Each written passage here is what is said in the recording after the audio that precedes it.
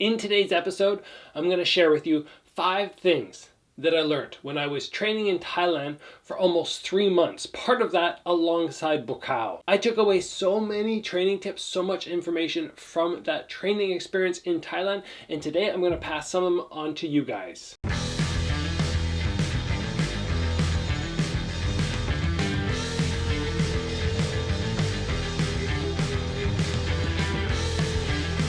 So I hope after this episode you're going to go, wow, I got so much information from Gabriel that I don't even need to go to Thailand now. I'm joking. You still want to go to Thailand. It's still an awesome spot to go train. You can still learn lots of things.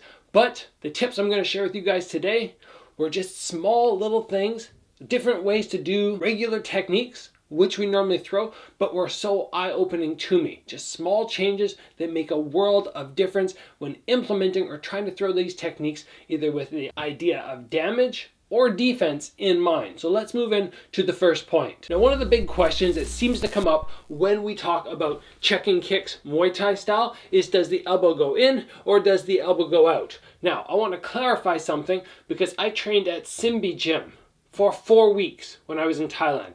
And over, they drilled for me to have the elbow on the inside. And then I jumped over to Fairtex Gym in Bangkok, and the first thing they did on the very first day when I started doing pads, they went elbow on the inside? No, put the elbow on the outside. So the one thing that we can definitely agree upon is the elbow should not connect to the knee, because eventually you're going to smash the two together and you're going to actually almost like Charlie horse yourself. What we do need to understand though is some gyms will tell you has to be inside, other gyms say have to be outside. And according to my experience in Thailand, there's actually not one that's 100% right or 100% wrong. But let me give you my personal preference. I like to come on the inside for both of them. That's just what I like to do. But as I said, going to Thailand opened my eyes that if I do see somebody going the opposite, that I don't run over and go, no, it's wrong. What are you doing? There are people who teach it in that method, and if it works for that person, maybe it's okay. That's just something I learned over there, which I just wanted to pass on to you guys because we don't see or hear that very often. Point number 2, which I want to talk about, is something very interesting you do with your head when you throw round kicks. So let me just show you a normal round kick. If I throw a round kick over here and I huck it out, would you go, yes, he's doing the correct motion with his head, he's looking right towards the target? Of course, that makes sense. But when I was at Buakaw's gym and his pad holder was working with me, he went, no. Eyes don't go this way if you're kicking that way. You turn. And he did his best to explain to me in his broken English that if our shoulders and our hips are turning this way, we don't want our head fighting that natural motion of everything turning together to maximize power. So over there, they had me kick and use peripheral vision to see the target. Again, I've never seen this anywhere else. I've never had anybody teach it this way, but when we look back at especially Buakaw's old fights in K1 Max, that's right around the time period where I was training in Thailand, we very often see him whip kicks in and his head is off on that angle. And that's something you can definitely consider doing.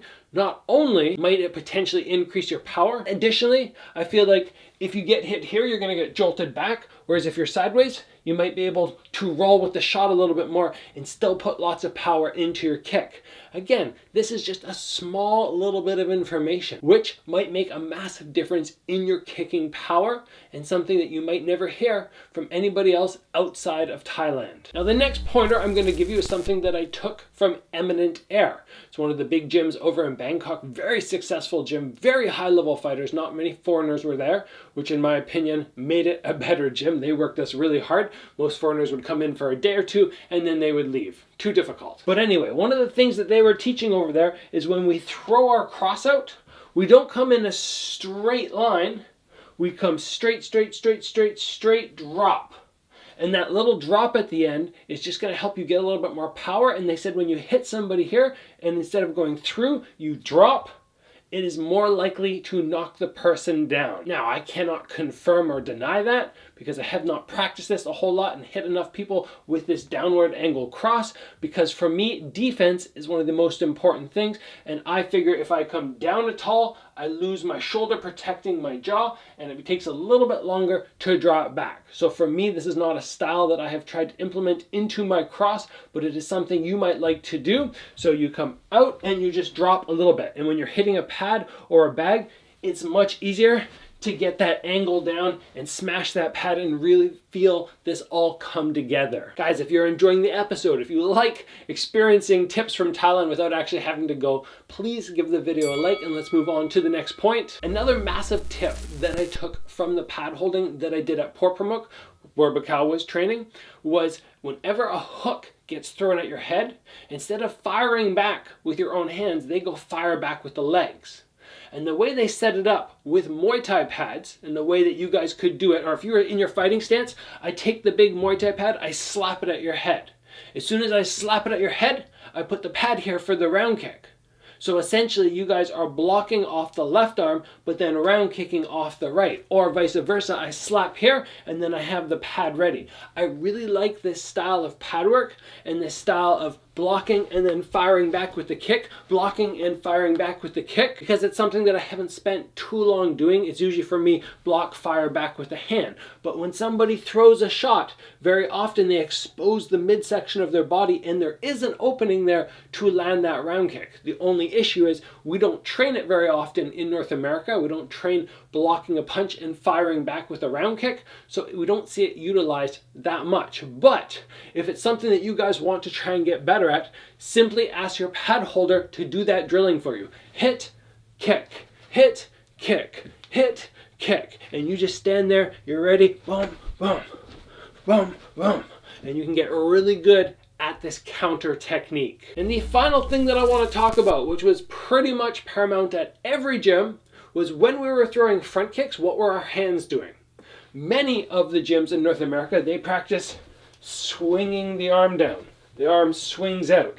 It was not that way in Thailand. When we were kicking the bags, which was very often go to the bag and kick it 300 times. Some of the gyms were kick it 500 times in a row.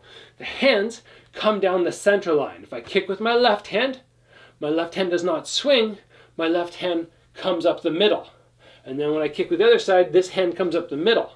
And the idea being here, I'm still getting the shoulder twisting motion, which I would when I pull my arm down, except I have something in the middle to defend from any potential straight punches. So if you see me from the side, I just let this hand very slightly come down the middle. I have my palm facing out, and I can continue with my kicks in a normal fashion with this other hand tight to the head. Something very important if you want to throw front kicks and you want to be defensively safe as you're letting that lead teep go. And that's everything, guys. Those are all the tips I wanted to share with you. I hope this gave you a little bit of that experience of going to Thailand and just condensed it all for you into a nice little package. I could go on and on about the little tips I took from Thailand, except I need a training partner to show you some of the really cool things. If that's an episode you want, you've got to give the video a like. You've got to let me know in the comments below, because I actually have to get somebody into a different filming space to make that video happen. It's going to take a lot of energy, a lot of work. It's not like me just walking upstairs and filming something in this little filming studio I have. So, guys, give the video a like. If you haven't already, join the channel, get subscribed. Train hard, guys. I'll see you back here soon for another video.